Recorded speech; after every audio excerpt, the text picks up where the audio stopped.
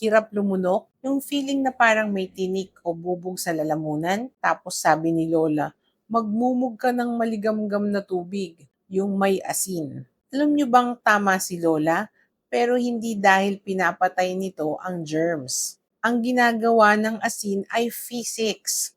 Kapag masakit ang lalamunan, ito ay namamaga. Ibig sabihin, puno ng tubig ang cells ng lalamunan mo. Para siyang basang sponge. So kapag nagmumog ka ng tubig na may asin, nagiging magnet ang asin. Hinihila nito ang sobrang tubig palabas ng lalamunan mo o tinatawag nating osmosis. Ang resulta, kukonti ang maga, mababawasan ang sakit. At ito ang nakakagulat. Pwede ang ice cream. Sabi nila, bawal daw ang malamig. Mali, ang lamig ay natural na anesthesia. Pinamamanhid nito ang nerve sa lalamunan, pansamantala.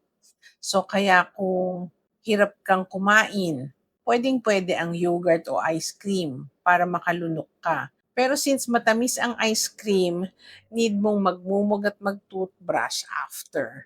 So kailan ka ba magpapa-check up? Tumingin sa salamin. Kung pula ang lalamunan, tubig at pahinga lang. Malamang virus yan. Kung may puting pantal or white spots, baka bakterya yan. Kailangan na ng reseta. Gargle salt and eat cold.